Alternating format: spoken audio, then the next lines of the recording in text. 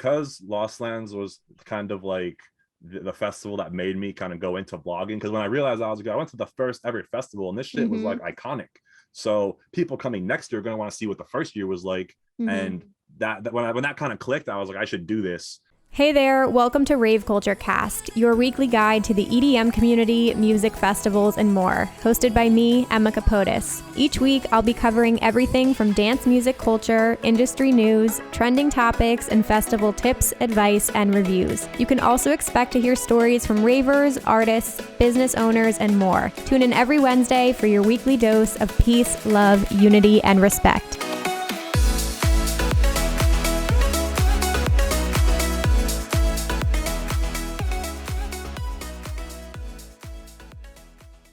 Hey guys, welcome back to Raveculturecast, your weekly guide to the EDM community, music festivals, and more. I'm your host, Emma Capotis. What is up, fam? How are we all feeling this week? I'm sending you good vibes wherever you are listening from. I'm excited you're here. We've got an incredible episode in store for you with a returning guest that I am so excited to welcome back. So we'll get into that in just a minute.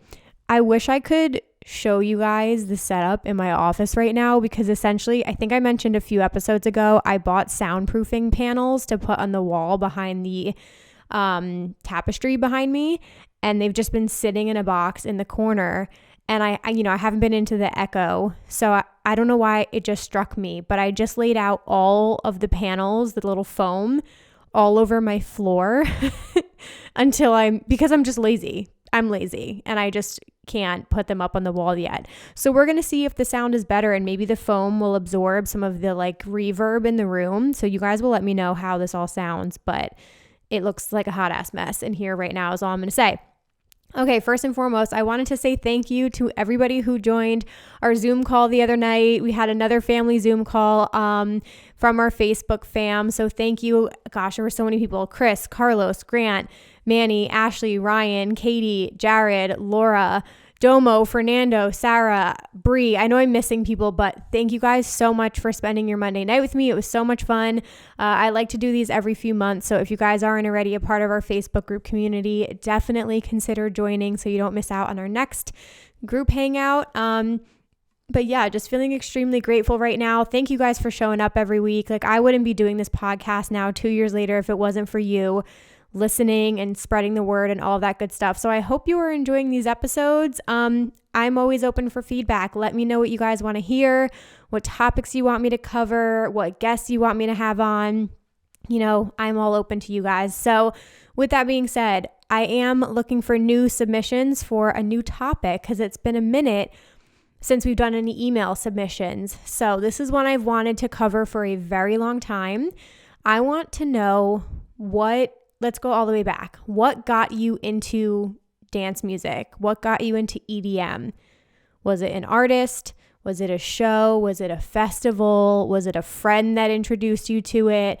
Like, go all the way back and think about what first got you into dance music and EDM in this community, and send me an email. Let me know your story. Email me at raveculturecast@gmail.com. That is raveculturecast@gmail.com. You can put the title, What Got Me Into EDM? And then we'll read all of our stories and we'll talk about like how we actually got here. And I'll share with you guys too what got me into EDM and my whole story with that. Because I think I've told it like here and there, but we'll do a full episode dedicated to like the people, the artists, the shows, like all of that good stuff. So I'm really looking forward to seeing your submissions for that. With that being said, you guys know the drill. Rate, review, subscribe. If you're into the podcast, throw a review on iTunes. Make this your Instagram stories today and tag at Raveculturecast.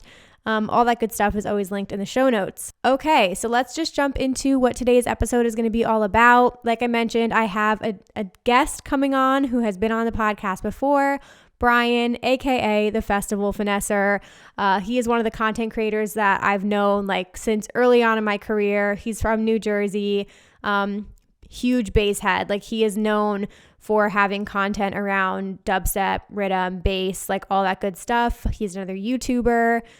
He's also a DJ now as well, so you guys can see him playing shows locally, but He's great. He's such a hard worker.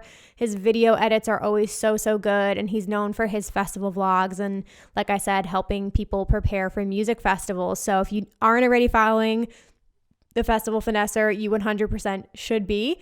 So with all that being said, you guys are going to learn a little bit about him today, but really we're going to be diving into Lost Lands because I have not covered Lost Lands at all on my channel, on my podcast, because like, you know, I'm not the biggest bass head in the entire world, but I can fucks with it. You know what I'm saying?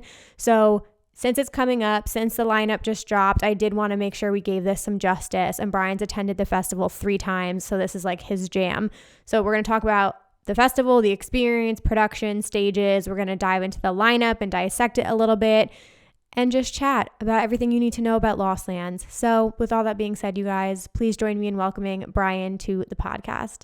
All right, you guys. So we have an incredible guest on here today who is back again. He's already been on the podcast, but it's been a minute. Today, I am joined by Brian, aka the Festival Finesser. He is a YouTuber who creates content for festival goers with a heavy emphasis on dubstep, bass, riddim. He's also a DJ, so you guys can probably catch him playing shows in the tri-state area or at bass music festivals around here. Brian, welcome back to the podcast. Thank you for having me. It's good to be back and to see you finally. It's been a while since we've chatted. I know it's been so long. I don't even remember the last festival I saw you at. I was like Ever After is over 2 years ago. Izu, probably. Izu, yeah. Okay, that is so fucking crazy, especially because we're both in New Jersey and we probably live 20 minutes from each other. Seriously. Are you playing any shows coming up? I am actually. I'm playing a show on Saturday in the flyer says Brooklyn or Bushwick, but it's technically in Queens, but New York City-ish. Yep. And then 2 weeks I play Big Dub on Thursday. I play 2 sets actually, 9 p.m. and 1 a.m. both on Thursday. So oh my God, that's I'm incredible. Excited, and I'm kind of happy to play this show on Saturday because it's going to give me a nice like kind of like not refresher, but it's gonna like keep me on my toes for Big Dub because now I'm inclined to get new fresh stuff because I played the same venue a couple weeks ago.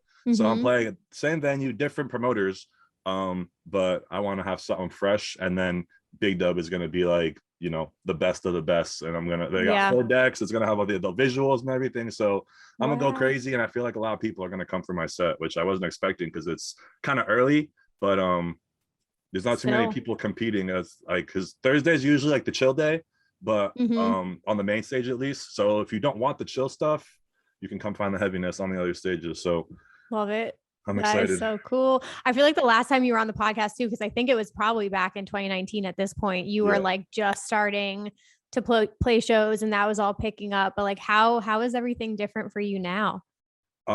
It's definitely it's honestly really weird because like COVID really shut down New York City. And that's like where I was probably most likely to get booked and was getting booked.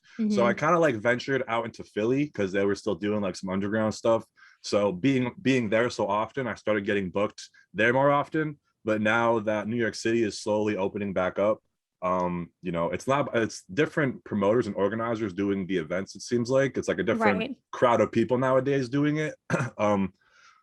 But again, from just being out and showing my face at all these different events, I've networked, made connections, and now those people are booking me back in New York. So it's so nice to be playing shows, and Big Dub is definitely probably like the biggest, most serious one that I've played. So I'm definitely gonna go crazy for that. Ooh, okay, yeah. So how are you preparing for the set? So it's funny. I actually was supposed to play. I did play a show for opening up. Well, technically I was after him, but it was this Freaky and Zoopstool in Philly. They were on tour. They had a Philly stop, and I ended up having a later set time than I was expecting. That was the one for my birthday. I thought I was gonna have like 11 o'clock to 12 o'clock set or 12 to 1, something like that, which is like prime time. But because it was 2 headliners and all this other stuff, I played like an hour after the headliner. So at that point it was like 3 a.m. So it was kind of dead. So I basically like prepared, like, you know, I just recently got like a 3rd deck for like my DJ setup. Usually everyone's got 2. So a club setup is 4. I got 3. So I'm like almost at the full setup. But not a lot of DJs use 3 and because they don't have access to them. So because I was able to use 3, I just curated a crazy set thinking I was gonna have a crazy birthday set, Energy. and Yeah. it wasn't really that. So I played that like 15 minutes of that set for the promoter to show him what I could do, kind of a thing. Right. The crowd was loving it, and then the crowd that was there, it was like 15 people maybe at that time, but there was Whatever. still mosh pits going off, and it was still a good time. So I'm basically gonna be using some of that set.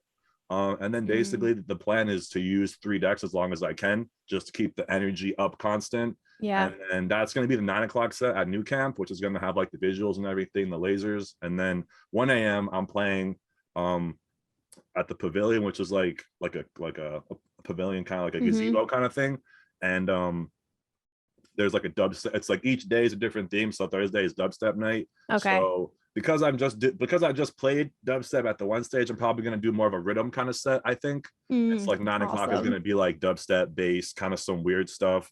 Yeah. I even have been kind of branching off into playing like bass house, because I'm very big on like not playing one genre, and I see other artists do it. I think it's so cool when a heavy ass artist plays house, just to kind of get the crowd moving, once in a while. So love it.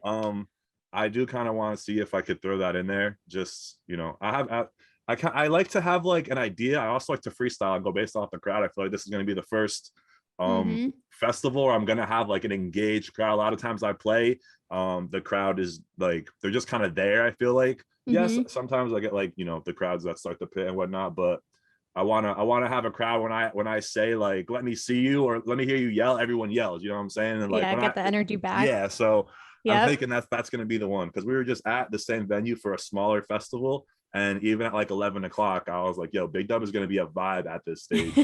So that is so cool. Wait, what are the dates of Big Dub?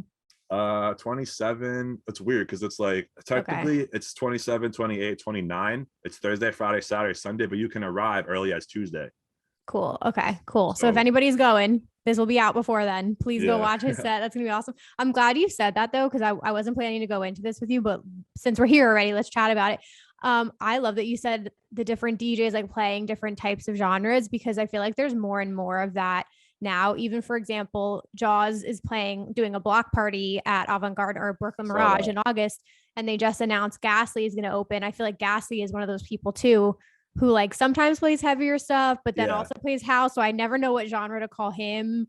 And then you have Joyride playing like drum and bass sets now at festivals. So like, I feel like that all those artists, Joyride, Jaws, who else did you just say? Ghastly. Yeah, those are like the perfect, they complement each other very well, because they're bouncy, but they can throw some heavy. Like Jaws at Lost Lands was sick. Like that was one of the most unique sets, because he was doing like the classic Jaws, bass house, but he was also giving you that dubstep. And like Jaws back in the day was lit. Like he wasn't just house. Once the whole Bite This thing came about, he really kind of went down like the bass house, kind of like more funky route. But he definitely used to be heavy as fuck back in the day. I love it. I agree with you. I think like, I mean, maybe my attention span is short, but that's why I like the artists who give you a mix. Like, I think that's why Seven Lions has grown so big too, because it will be dubstep, but then it'll be psytrance drops in there too. I don't know. I like the variety in a set as well, because sometimes you don't just want strictly like one note the whole time, unless you're in the mood for that. So I'm excited. I can't wait to see one of your sets. And I noticed like more bigger DJs doing that. Like the one thing that I've been trying to get away from is like, I have this whole channel about dubstep and riddim and made them riddim merch and stuff like that. But what I realized is like, first of all, riddim is like the most toxic community in EDM. I think a lot of people kind of know that. I can see that. And I don't want to be like associated as a riddim kid, because riddim kids only play riddim. Like you're not going to go to a core riddim show and hear some house or some even like some weird funky stuff. And I don't want to be calling myself a riddim kid and then going and playing like house. Like, this kid's not a riddim kid. Like, and that's why I'm trying to get away from the riddim and just be a DJ and just a content creator, you know what I'm saying? And not just be a riddim kid or a riddim DJ. I want to be more than just riddim, because riddim is kind of whack, like triggered. Like not like, obviously I love riddim, but there's a certain kind of riddim, and like, like I said, a certain kind of riddim that I like, and riddim has just become so watered down and like mainstream, and everyone's calling subtronics riddim, and like so I don't even want to really like, Graham Greene can have the riddim stuff, you know what I'm saying? He definitely is the expert, and like he is more reputable. I just know what I like, and I'm not more so educated on like the culture. I mean, I definitely have been around the culture as enough, not as much as him, but like you know, also you look at riddim kids, they're all wearing all black nail polish. Look at me, bro. I'm wearing bright ass colors, tie all the time. You know, I'm not it's a really different a riddim vibe kid, over here. you know. Yeah. So I just like what I like. I do what I do, and you know, Good. I yeah. love it. Yeah, no, I don't know. I think you get more of an appreciation too of music. Like the longer and longer you're in this community, you realize like it doesn't matter. It's all good. Like there's nothing against it, depending on what you like. You're not shit if you play a certain genre. It's just, you know, I have an appreciation for all of it. So, okay. So, Today we're also going to dive into Lost Lands. I know how many times have you been now? 3 times? about to be the fourth.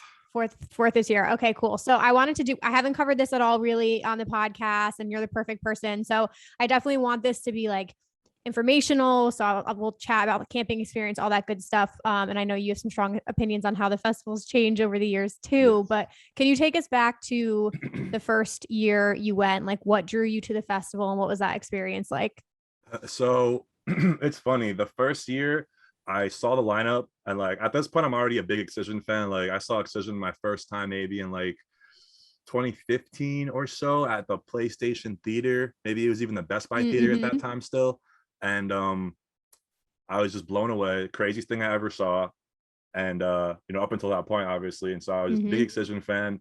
And so when I saw he was doing his own festival, I was like, oh, that's cool. Like not really kind of like grasping the concept. Then I saw the lineup and I was like, yo, this is crazy. But me, I'm still a little baby Brian, not even the Festival Finesser yet. Like this I've only done Mysteryland and Camp Bisco for camping. Both those festivals are in a 2-hour radius. Farthest I've ever been to a festival is for Moonrise in Maryland, Baltimore. Right. So the thought of going to Lost Lands was like unfathomable. I was like, it's 8 hours away. I got work. It's too soon. Yep. So the whole reason I ended up going, which is it sounds kind of crazy, but like the girl I was talking to had tickets, and she was like, yo, you have to come, blah blah blah. And it's always because of a girl. Yeah, right. And like this girl, I don't even talk about this girl no more. Like I don't even like to say her name because she we did stay me on so the mosh dirty. queen. Yeah. But yeah, I'm definitely, it was not the mosh queen, someone different. But yeah, so I basically, like, she also didn't have a car, so she was like, if you can drive us, like we'll pay for gas, like blah blah blah. And I was like, the lineup is crazy. And I asked my boss, hey, like, would I be able to get off like these dates in like 2 weeks before the festival? Not even. And he was like, sure, why not? And I was just like, for real? Like, you would let me take off Thursday, Friday, Saturday, Sunday, come back on Monday? And he was just like, as long as you can work Monday, Tuesday, Wednesday leading up. And I was like, nice. And so I sent it. And of course, like day I go to the festival, my car breaks down, my car doesn't work. So I had to spend like $700 to get it fixed at like at a spot. Like the morning of, I picked up, and like the girl I was talking to, she like missed her flight, so she was getting home late, but she was coming from Florida. So there was just this whole crazy, we got to the gates a half hour after they closed, and we were supposed to be not let in, but we had like an email saying we could be let in. And we had to like show some person who showed another person, and like we were like the last people in for the night. We were flying, doing like 100 to get there because we knew it closed at 10, and we were watching, you know, we were gonna get there like 10:20, so we were like watching, you know. It was definitely so you're driving stressful. From New Jersey there, which is like 8 hours, so right? I had to go to New York. Oh, okay, and then so Ohio. Yeah, so it was definitely a mission, and it was definitely last minute. And what's even crazier is, so that same weekend was High Caliber in New Jersey. And so I basically was posting, I was trying to sell my ticket to High Caliber, and I was trying to buy a Lost Lands ticket, and someone hit me up and was like, yo, I'm trying to sell my Lost Lands ticket and buy a High Caliber ticket. And I was like, that is meant to be. It was meant. Yeah, like, yeah. And so I got my ticket for mad cheap, basically the week of. That's and awesome. It's full send. Wow. Oh my God. So you did camp, like the first year was 2017, right? I think. And you did camping right off the bat. Yeah. Okay. What was the camping experience like? Because I've heard nothing but people love it. Like they rave about it. So the camping, this was like probably, so it's actually weird because this was the first camping festival I did car camping. So well, technically second, but the first one was Mysteryland, but I was like off site, so I had to get shuttled to the venue grounds. Okay. And so I did have carside camping, and we had like a fireplace, we had a picnic table, we had a water faucet, all things that I thought came in every campsite, and we had like mad space. And then so 2018 I go to Bisco, and there's no carside camping at all. And I brought everything I would think I could fit in my car that I was going to drive to my campsite, and now here I am lugging all of my stuff from the parking lot to a trailer. and then you basically get shuttled on like a little like a hayride kind of a thing to your campground, and then you got to lug all of your camp stuff to a spot. I went with me and one other girl carrying all of our camp stuff. And yeah, so when I went to Lost Lands, it was like, okay, this is kind of how camping is supposed to be. Car right next to you, you're on grass, you're on flat ground. Like San Francisco's on a mountain, you know what I'm saying? And then Mysteryland, I couldn't go back to camp. You know, once I was at the festival, I was kind of at the You're festival. there. At least when you have camping on site, you can go to and from your campground, and you have just the luxury and like the convenience of not having to worry about drive, Ubers, all that kind of good stuff. So definitely, like if you're going to Lost Lands, the hotel is not the wave. I highly do not advise getting a hotel. The campgrounds are, to be honest, there's nothing really crazy about them. Like there's no like, you know, like Camp EDC has the pool and like all this stuff. There's a couple vendors. And like the thing that's honestly crazy is they have life-size dinosaurs throughout the campgrounds. And when I say life-size, I mean like they are like you don't like massive ass dinosaurs. Like, I was sitting just like way back in the festival one time, and like I'm sure everyone knows the long neck one that they have at Los Angeles, like infamous on the stage. And I was looking at the dinosaurs and I was like, yo, these dinosaurs literally ate the trees as their grass. Like the grass, the trees were the grass for dinosaurs. And I was looking at the trees like, yo, them things were fucking massive. So like, and yeah, they do a really good job of like making it like a prehistoric vibe. Like the venue grounds are perfect. Like it would be weird to have Lost Lands somewhere like Imagine, where it's like very like, or I don't know, like Sunset, where it's like in a parking lot, or in a very like forest, it's very alive. You know, Lost Lands, the grounds are kind of like dead and dusty and like prehistoric. Like makes sense. You don't really realize that. But like when I started making the videos, I was like, the whole vibe of Lost Lands is very like, it makes sense, cavemanish, you know, like that kind of era.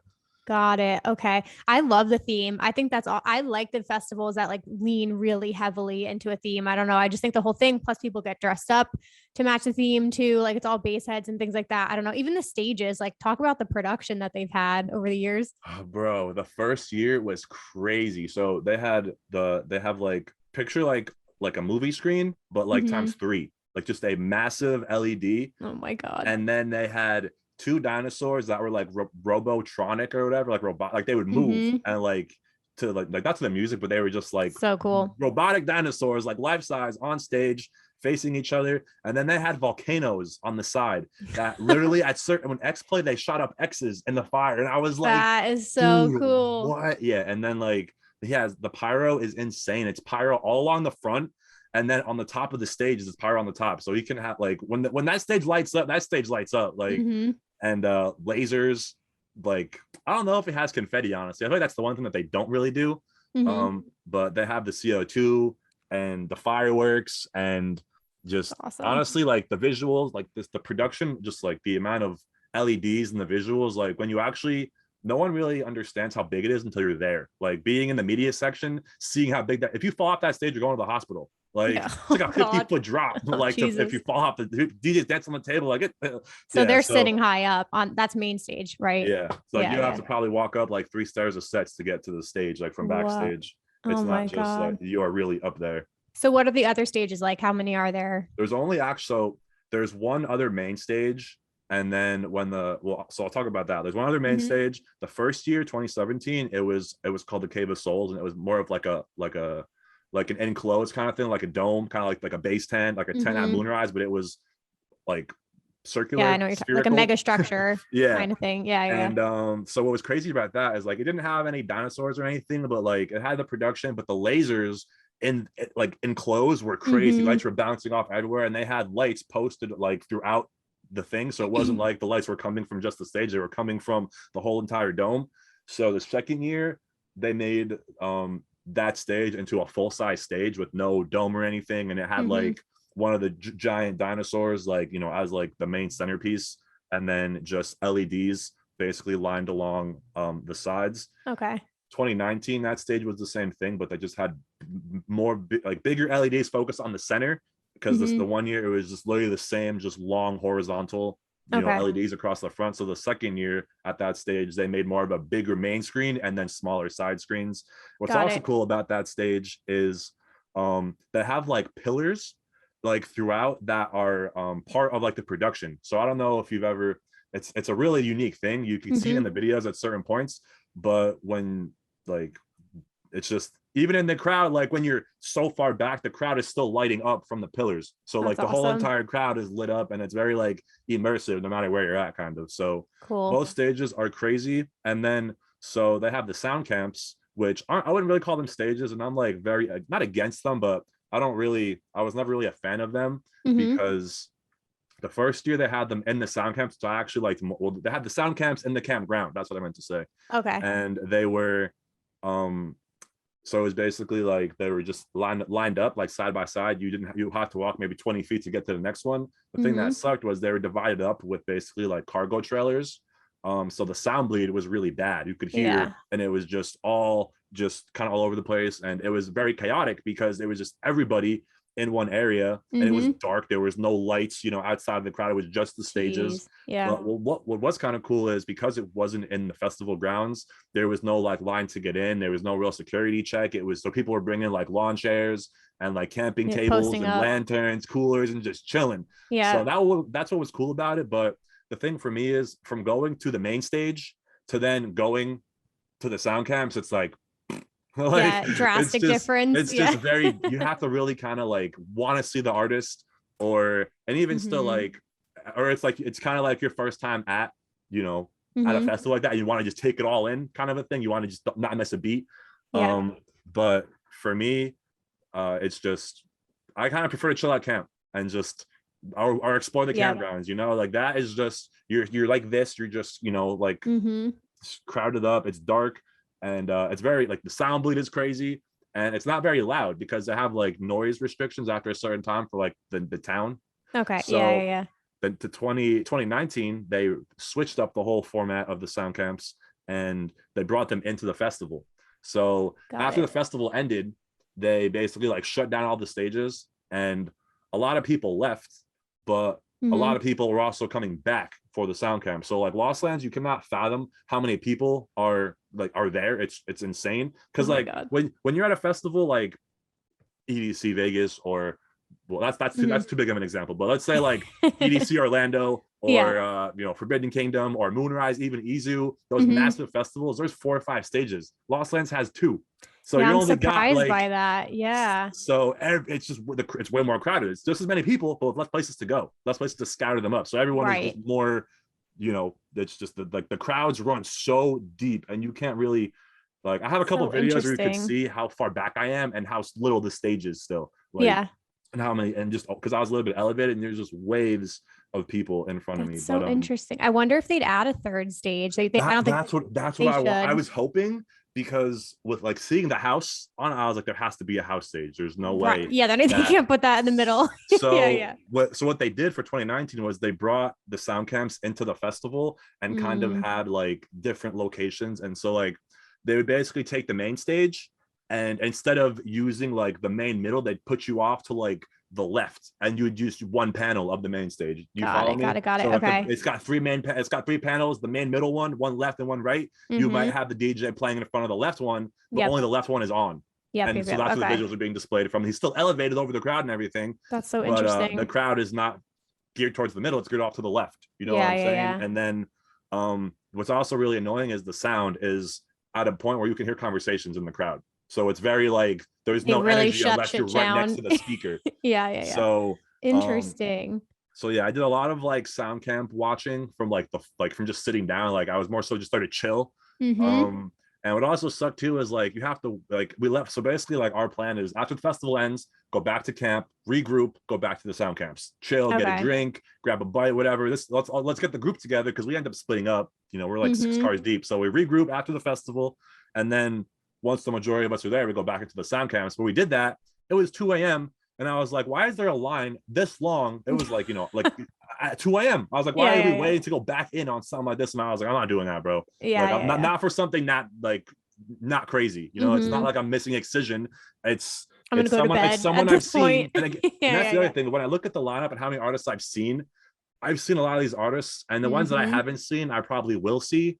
And like that was another thing I was like, I'm gonna touch upon in my lineup review, is like everyone sees all these lineups, all these artists in the sub tier, like but all those artists are playing the sound camps. So all those artists are getting half production, half the volume, And so Interesting. and Okay. like there's going to be conflicts, so you Right. can't see all those artists and everyone, and like everyone's, oh, I'm so hyped to see this artist and that artist in that little that sound and that not SoundCloud, Mm-hmm. that soundcamp tier. And I'm like, I'm probably not going to see them because it's Right. just it's almost too much in a sense. Like we just went from 3 o'clock to 12 o'clock, and now y'all are trying to do There's more. more. Yeah, You yeah, know, yeah. it's like it's the same way like going to the festival, going to the after party. We just did 10 hours of this shit. Yeah, you Now can't do it every we're about to night. do more inside at a smaller venue with less people for some you just saw, with less Mhm. production. Why would I pay this? You know, it just, I'm a chill. Interesting. I know, but yeah, I know, but this is so good. Like I just learned so much about it because I had no idea. I mean, you guys definitely go watch Brian's videos because he has vlogs and all this, so you will really like get a good feeling of the production and all that. But I had no idea. I would say even me never attending, I would say I could see them expanding. The popularity of this festival has gotten to the point, so I could see them doing a third stage. I think that would be awesome. Any thought? Yeah, like let's chat about this year's lineup because it's interesting. This was my thing with Los Angeles. I never really dissect the lineup too much every year, but with Excision's Subsidia Records, which was new during the pandemic, like I do feel like he makes the effort to discover a lot of like new talent. However, I also feel like doesn't it get to the point where some of it gets repetitive? Like, are there a lot of names that are on it every single year, in your opinion? Yes. Yeah. So I have actually because Lost Lands was kind of like the festival that made me kind of go into vlogging, because when I realized I went to the first ever festival and this shit was like Mm-hmm. iconic. So people coming next year are going to want to see what the first year was like. Mm-hmm. And that when that kind of clicked, I was like, I should do this. So there are no 2017 Lost Lands vlogs on the channel. There's actually one from Okay. like 2017, but what I want to do for this year is I want to do like a before the festival finesser and watch those vlogs with commentary and Oh, me I talk love it. about, yeah. So just That's because like awesome. that year was unmatched, because that year was one, it was all dubstep. There was no weird, it was just all heavy, Mm. and it was all bass heads. Everyone that knew what was happening Mm-hmm. was what was about to go down was there. All the core Excision fans, all the bass heads, everyone had Yeah, of Excision course. merch. It wasn't overcrowded like it has been in the past. And Mm-hmm. so what I'm seeing, and I actually heard one of my other friends say this in his videos, is that he is making the kind of the I guess evolution to from dubstep to just bass, and not Yeah. making it a core dubstep festival, making it a festival for Mm-hmm. all bass. And I'm a fan of the idea, but I liked it more so when it was just dubstep because it was more core. Now, Mm-hmm. you know, from 2019 when we had Millennium, Said the Sky, Dabin, when those kind of dudes came onto the Different lineup, audience. we were seeing a whole different kind of audience, different, and that not to say that like made it different, but it made the energy different, because Mm-hmm. I'm one of my biggest like I always talk about this. There's a Excision set, day one, 2 hour set, and the song was one of those songs that was like encouraging the crowd to start a mosh pit, open up a pit.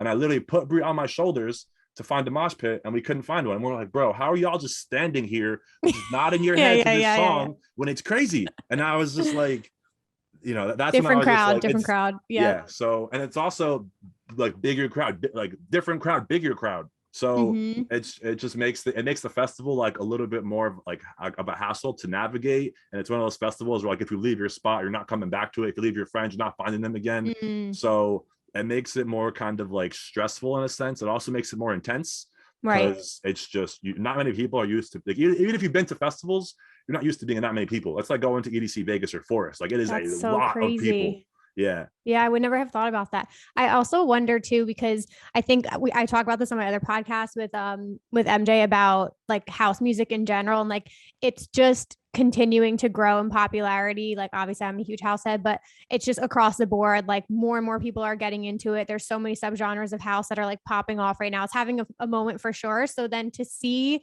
because even for me to see bass house artists essentially on the lineup this year, like I don't remember that ever be like, did they even have house artists in the past, or this is the first? So Yeah. like with this video, like I think I'm gonna do a lineup review, and then I want to do something like even like a step deeper and kind of like analyze this year's lineup based on the past. So Mm, what I spent the last day or so doing was going through the lineups year by year, making a little spreadsheet of what artists were there this year, what artists were there that year. So you can see what artists were interesting. there all 3 years, what artists were not there this year, what artists were added this year, what artists have only been there Mm-hmm. once. what artists didn't really fit in, kind of like, you know, in Mm-hmm. 2017 he had Sesko playing, you know, Sesko used I to do go on not. Yellow Claw.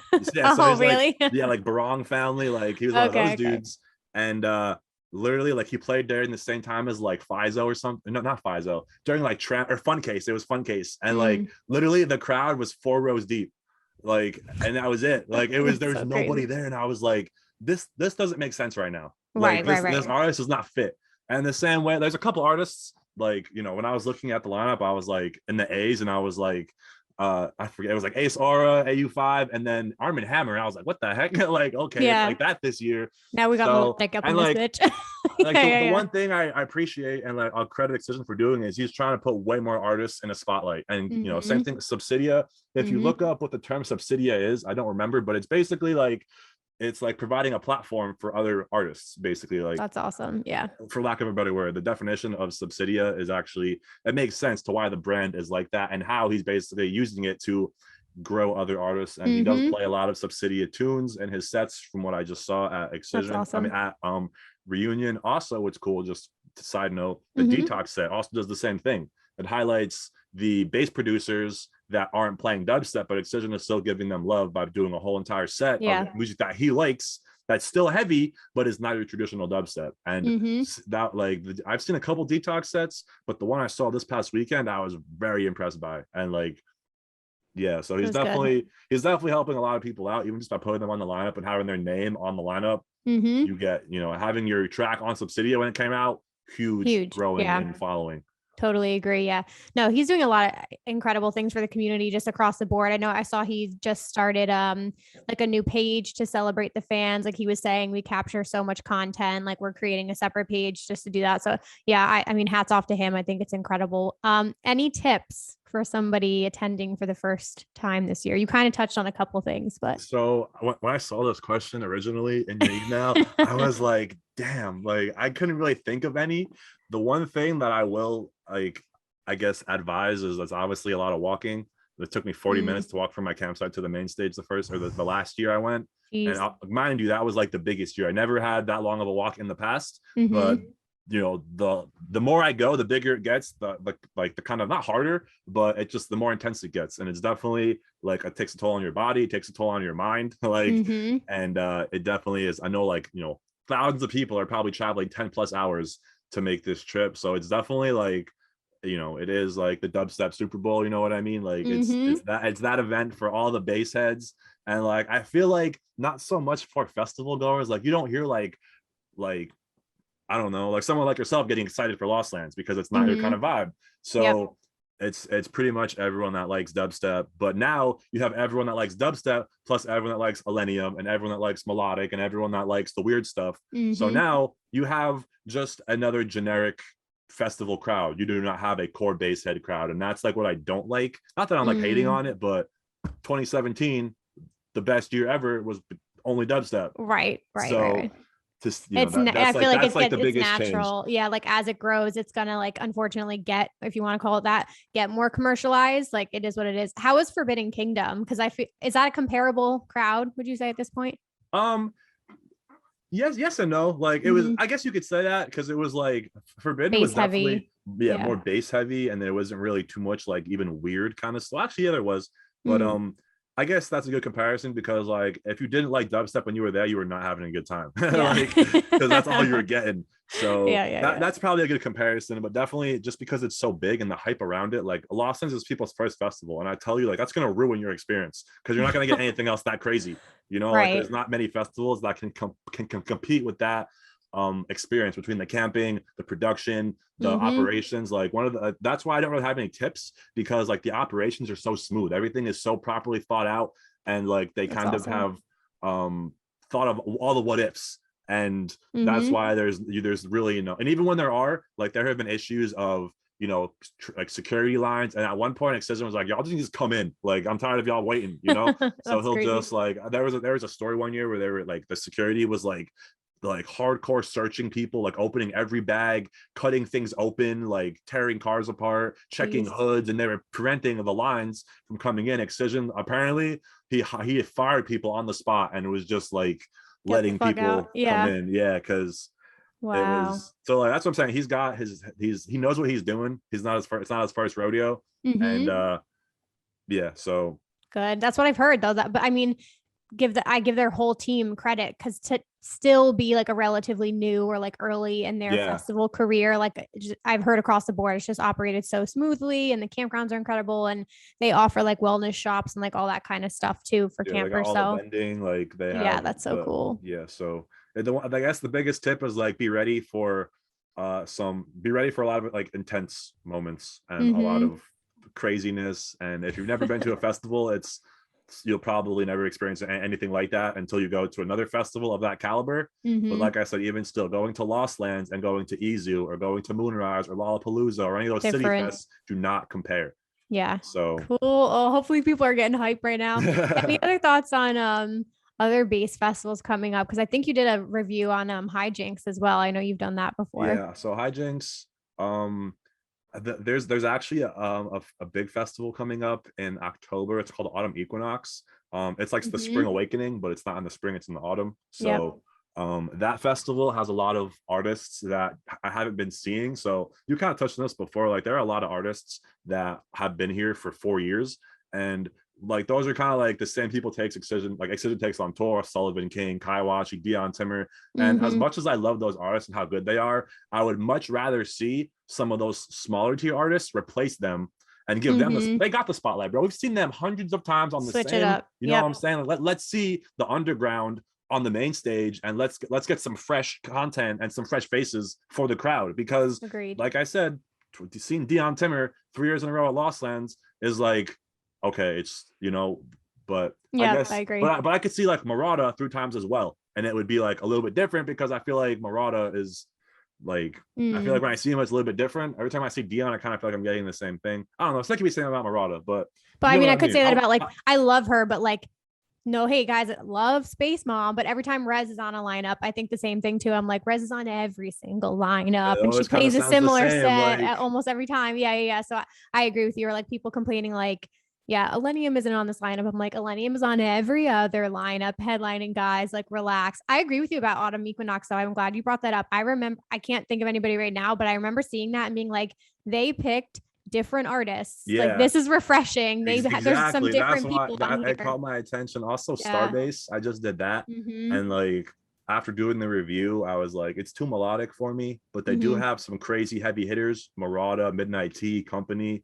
So like Mm-hmm. overall, like that's gonna be a big deal. But for me, it's like going like I called it the melodic dubstep Lost Lands, like the melodic Lost Lands, Yeah, basically. exactly. So it's gonna be a big deal for some people, but not for me, just because I'm not into the melodic all that much. And Mm-hmm. I am a big Slander fan, but not that big. Like I'm only a big Slander fan because I literally watched them play at Webster Hall, not knowing who they were, and now I'm seeing them headline. You know what That's I'm saying? So crazy. like Yeah. just to kind of see the growth and like watch them go from these little people playing after the headliner, like closing out Webster Hall, to playing, back to back Their with own Subtronics. festival. Yeah, even Yeah, having yeah, their own yeah. festival is crazy. It And is. I feel like when artists do that, like the way Excision did it, I feel like their festival is going to be fucking sick. Same thing with Wakan. They had their own Mm-hmm. festival. It's fucking sick. So not that I've been, but I've just heard things. Yep. And I feel like when an artist gets behind it, and it's kind of more so for the people and not so commercial. Because like, who is Izu for? It's for the money. You know what I mean? You know what Like you I have like like? Dirty Bird Records, like that's like a whole fucking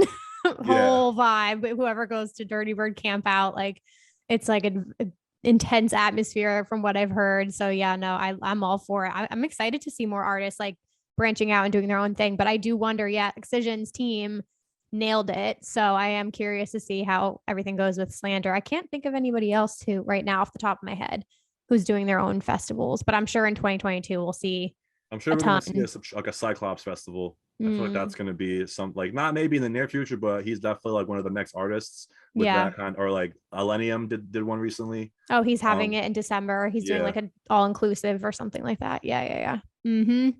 What's your festival schedule like this fall? Where can people find you? So August is pretty dry. I don't know any festivals happening in August, but there's a couple Webster Hall shows. Murata in August at Webster Hall will be at. We're also talking about going to Keizo, AT Aliens, and Calcium in Washington DC at Soundcheck. Mm, That's an Insomniac event. And then, like I said, we have Big Dub at the end of July. And then September, I have probably Izu the first week. And then we have Imagine the second week. And then Lost Lands the third week. And then I told myself and my mom that was going to be the end of it. And then I was going to like go job hunting because festival season's over. But there's still a couple festivals in October. You have Freaky Deaky, you have Starbase, you have Autumn Equinox. So, and then Hijinks at the end of December. I don't think I'm going to be at Hijinks, but there's also festivals like locally, like High Caliber. And no EDC Orlando? Not I can see like, so I'll give you some inside information. Yeah. I just got off the phone with someone from Insomniac, and they have this content creator program. I don't know if you're aware of it, but someone was like, yo, you should submit to this. And I was like, you know what, I'm going to. And I submitted, an application. I got called back. They wanted to explain the program. And now basically I'm like about to be an Insomniac content creator / promoter, and I'll have access to all the Insomniac events. So that's now awesome. that's an Insomniac event and I could have a comp to that, it's more so likely I would go. You know what I mean? But also I have to get a flight, a hotel, all that stuff. Probably a job by then, so I can afford all that stuff. So yeah, but like I told you earlier, I took the whole summer off to basically focus on the channel, grow, brand, be available to go to any festival, shoot any event. And I actually did like gain some business, some clients, do some, videography, film some DJs. That's awesome. I definitely, it definitely wasn't wasted. I definitely did a lot for my channel and worked, even though I wasn't necessarily working, I still worked. I spend hours up here on this computer in this room, just doing recaps, making videos, doing music stuff. That's the other thing is like, I'm so, between Reunion and then the Lost Lands lineup and like even this, all of this kind of stuff to focus on the channel while it's time sensitive. And then I have to go do my DJ stuff right after that. And then so like once I do the Lost Lands lineup, y'all aren't going to see me for like a week because I'm going to be in DJ mode, making new doubles, practicing.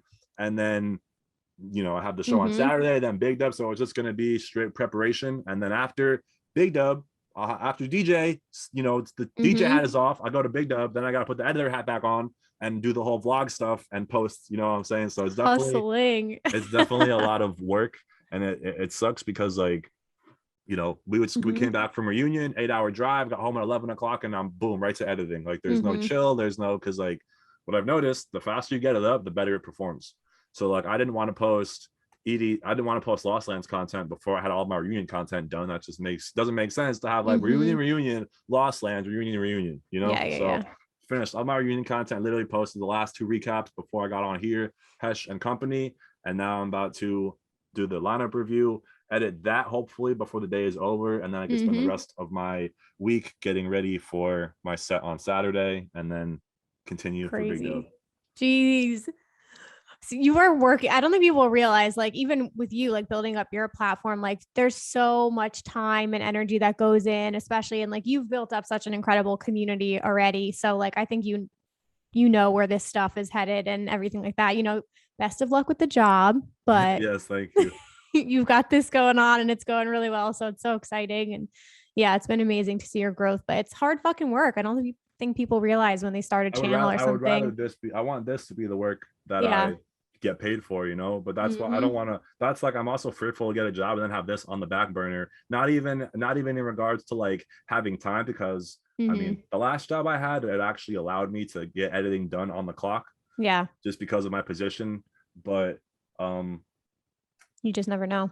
Now it's like, I don't want to have a job that needs me on Friday night or Saturday night. And then that takes away all my shows, festivals, like how many days off can I get? A lot of the jobs I've worked at have been very flexible. If I get now I'm in the position where I need a full-time job, 9 to 5, paid time off and all that kind of stuff, which I'm not really used to, honestly. So it's definitely going to be a little bit of like a learning curve, I guess, like just reality check, I guess. But I've been working since I was like 17, 18. So like I've always had a steady job. This is the longest I've ever not had a job. Right. And now I'm kind of at the position where I want to, not just get another job, but start my career. I tried to do that during the pandemic and I struggled. And then I was like, damn, maybe I'm not as good as I think. My unemployment's running out. I got to start settling, and just, not being so picky. So whether I do something in the video field or just typical, like, like a warehouse job working for Amazon, something like that, I'll be content as long as I can keep doing this Festival Finesser thing. Yeah, I agree with you. I think like I'm very big on when you find the thing you're like most passionate about and you love doing and it doesn't feel like work, like you need to spend as much time as possible in that zone. Cause I just think like more opportunities will come to you. I don't know. When I just feel like when you're in that zone, really creating what you're supposed to be creating and focusing on when you love, like the right opportunities and things like that come. But it is a risk. It's not I mean, everybody is the up for thing that. I keep saying to myself is, you know, at this point, as long as I keep doing, I'm only going to keep growing. You Yeah. know, so Mm-hmm. when I stop is when, you know, I hit my peak or Yep. I start going downhill. So if I keep going, I'll keep growing, and Mm-hmm. hopefully by the time, hopefully I can go to a point where someone wants to hire me for something, you know, in the I have no festival doubt. field. You know what I mean? So Like look what you just said, Insomniac called you yeah, like right. That's what I'm saying. Like that yourself could, 3 years ago. Like what the hell? yeah. So It's crazy. Yeah, you got to kind of step out of yourself. I do this too. I'm like, it's always like so go go go, and then I had like a coach tell me, she was like, you don't let things penetrate you. Like you don't let moments of like really incredible things that happen to you like sit because you just think about the next thing. She was like, you need to start like allowing yourself to like celebrate these like huge fucking things that happen to you. So yeah, same thing for you. It's crazy. Playing Big Dub, that's awesome. Two yeah, sets. that like I don't think it's gonna hit me until I get there because Yeah. like I said, every crowd I've played for has not been the crowd I've wanted to play for. If that makes sense. Like I don't Mm. care how big it is, but I want to play for a rocking room, Yeah, yeah, not a yeah. room of everyone just there listening in the background or just kind of there to get drunk or whatever. Like I want to be Mm-hmm. there for people that want to see me. And I Yep. feel like Big Dub is gonna be the opportunity because people, one, I'm not really from that area. You know, if you're from Mm-hmm. if you're from New York or Philadelphia, you've probably seen me. It's not that special, you know what I'm saying? I'm always around. It's just Brian. But now when I'm at Big Dub, I go from Brian to the Festival Finesser, especially doing Big Dub vlogs in the past. I kind of Mm-hmm. have a familiar face in that venue, and then being on stage, I feel like is gonna It's awesome. people I've seen post in the Big Dub group chat or the Big Dub Facebook group, like, oh, like who's like I'm excited to check out like these artists, like, you know, I'm putting my names on the list, and I'm like, oh shit, like that's cool. That's Like, I so don't even know who this cool. person is.